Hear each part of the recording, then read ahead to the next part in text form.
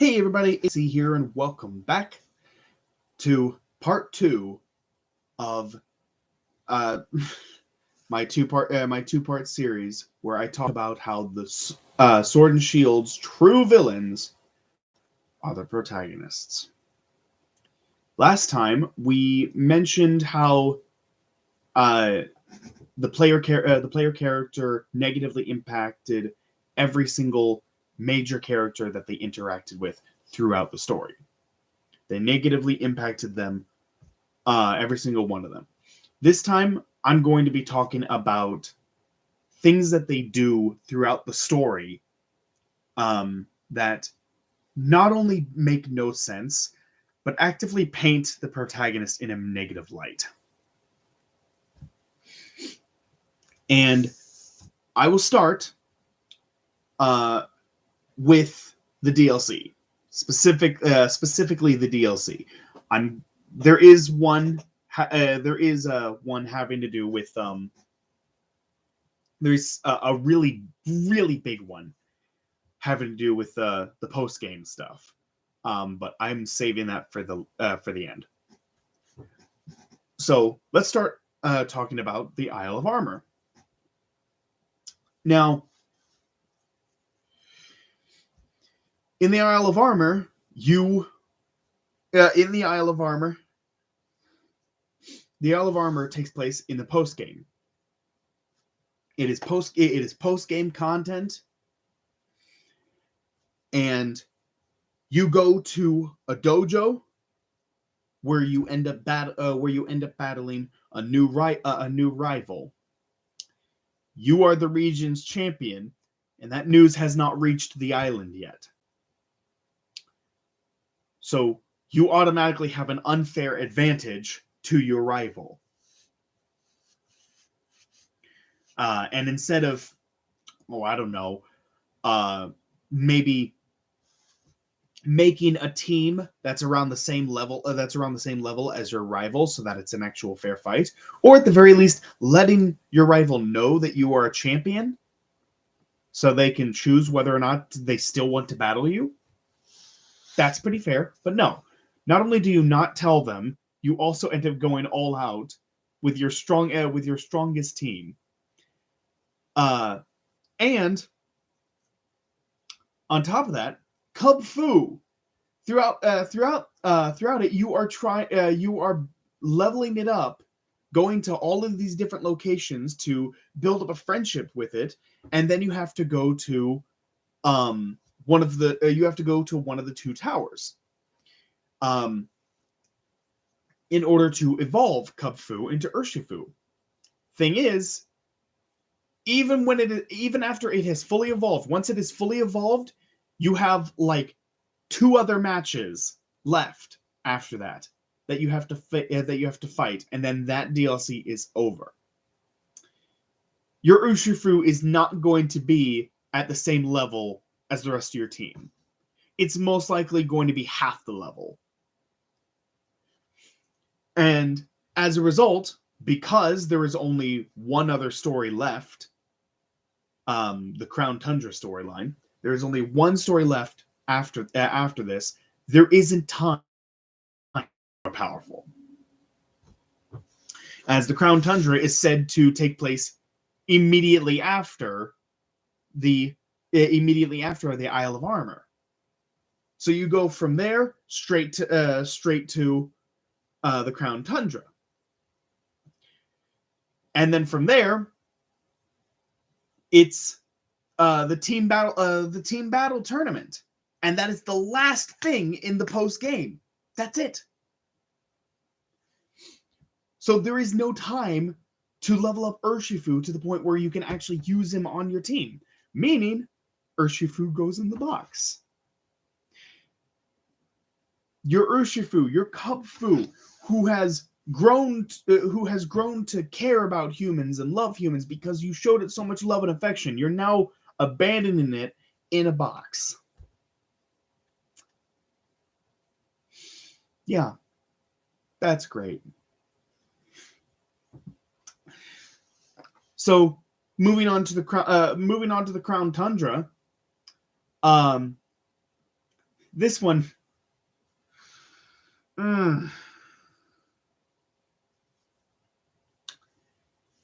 Oh boy, this one sucks.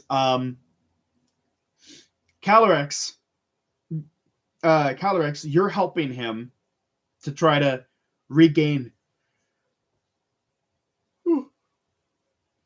You're helping him to try to regain his abilities, and to do that, he needs one of his steeds. You find one of his steeds. You get it, and you find one of his steeds. You get it. You go after it. You go after it. You manage to help Calyrex tame his steed again, and then you have to fight Calyrex, and you catch him. And Calyrex is the god of harvest. The Crown Tundra is suffering. Its people are suffering and starving because there's no food. Food is not growing. Because Calyrex does not have his powers, he is unable to make any kind of food grow in the Crown Tundra. But he gets his powers back once he has his steed back. And then you catch him. So one would think that you would, I don't know, use Calyrex to have more food grow in the Crown Tundra so people won't starve. Nope. You've got Calyrex, and that's it. You don't help anyone in the Crown Tundra. People are suffering, dying, and you have the Pokemon that can help them, but you refuse to let that Pokemon help them. You won't let the Pokemon help them.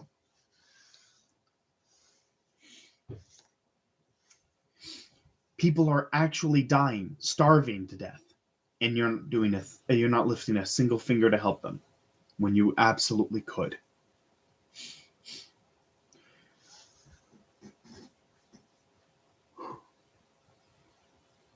Ooh. And now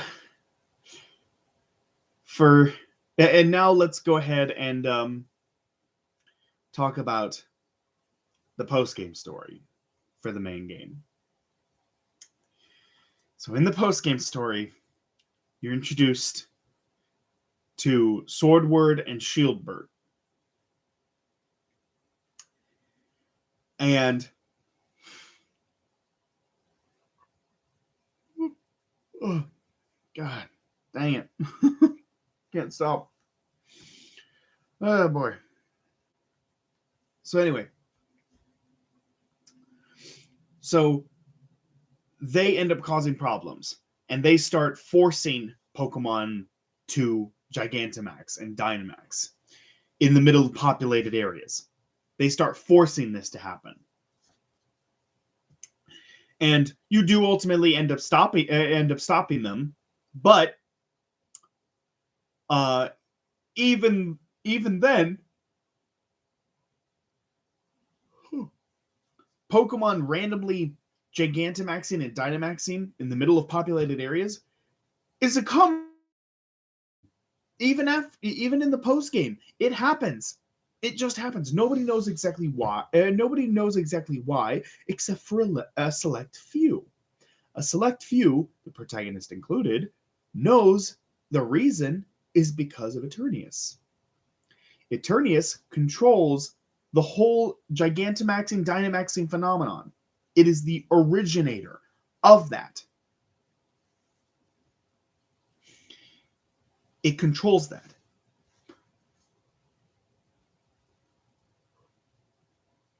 You, the player character, are able to catch Eternius in the main game. You catch it. It is yours. You are able to tame it and control it. With one order, you can order Eternius to make the random Gigantamaxing and Dynamaxing in populated areas stop. You can easily do that because it controls that stuff at will. And you have full control over it. It cannot disobey your order. So if you order it to stop that, it will. Do you do that? Nope. Big fat zero right there. Nothing. You don't do a damn thing to stop it from happening. Not one damn thing. It keeps happening. Gigantamaxing and Dynamaxing in populated areas, it continues to happen. And people keep getting hurt and dying because this keeps happening. And you're not doing a thing to stop it when you have the ability to stop it.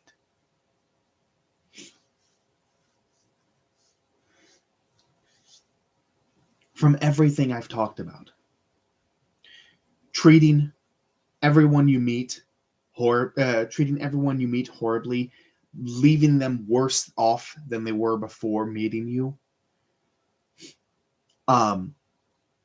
ignoring your duties in order to go gallivanting off on a tropical island and in the mountains.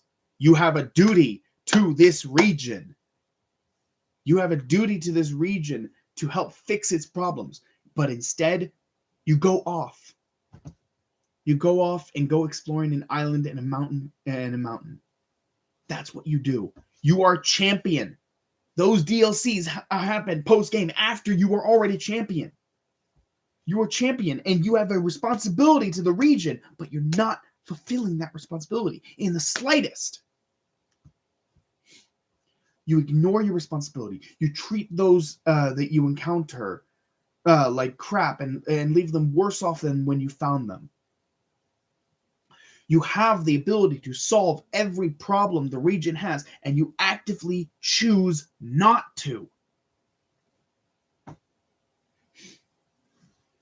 The protagonists of Sword and Shield are the true villains of those games. I am convinced of that. Nothing will convince me that they are not the true villains. And at the very least, with Scarlet and Violet, and like some people might say, "Oh, isn't that just kind of the same? Isn't that just kind of the same with every protagonist? That if you twist what happens enough, you can make any of the protagonists seem like the villains." No, you really can't. Gen 1, the villains are absolutely Team Rocket. Every single generation in the first 7 generations, they all have an evil team that you are trying to stop. Team Rocket, Team Aqua, Team Magma, Team Galactic, Team Plasma, Team Flare, all of them absolutely evil groups that you have to stop. They are clearly the villains. They are clearly the ones in the wrong, and you are trying to stop them. And then Gen 7 had Team Skull, which, yeah, they weren't exactly like a major threat, but they were still an annoyance that you had to deal with. And then you had the corporation, the major corporation that you thought was your friend that was helping you. Turns out to be evil. And then, even in Scarlet and Violet, there isn't really a bad guy in Scarlet and Violet, to be honest. You have your rival Nimona. You have your rivals. You have Nimona, Arven, and Penny, but there aren't really any bad guys. Even Team Star aren't really bad guys. They're not bad guys. They're technically good guys that have been given a bad rap. And then Arven's storyline, you would be led to believe that his parent is the bad guy because of, what awful parents they were towards him. And that honestly deserves its own video at some point. Just me ranting about how horrible Arven's parents were. We stan Arven. We stand Arvin on this channel as best boy.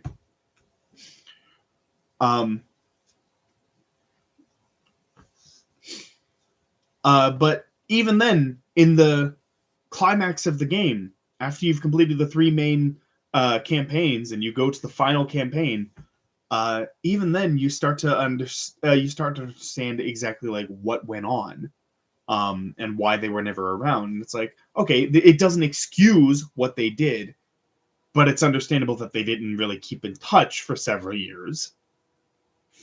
So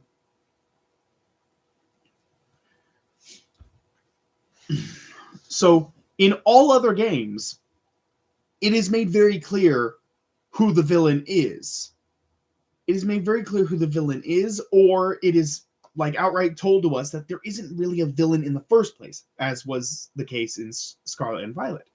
Sword and Shield? No. They want you to believe that the villain is the corporation, but Chairman Rose was just trying to do what was right for the region, what he thought was the right thing to do for the region. He was trying to help. And you kept him from doing that. You actively sabotaged all of his plans to help the region. And then when you take over as champion, you are doing everything in your power to cause the region to get even worse than it was before. The region, the Galar region, is in a downward spiral towards self-destruction, and it is all the protagonist's fault. So there you have it. My reasoning as to why I personally believe that the Sword and Shield protagonists are the true villains of those games. Nothing can convince me otherwise. I hope I was able to convince some of you, at least one person, of this theory. And let me know in the comment box below, what did you think of this theory? Are you more inclined to look at the protagonists of these games in a different light after hearing all of this, or do you think I'm just full of BS? I would love to hear your opinions in the comment box below. In any case, thank you so much for joining me on this two-part theory. I hope you all enjoyed. I will be doing another Let's Play here soon. I'm going to be doing another Let's Play here soon. So hope you're all looking forward to that. And in the meantime, I will see you all then. Thanks for watching, and take care, everyone.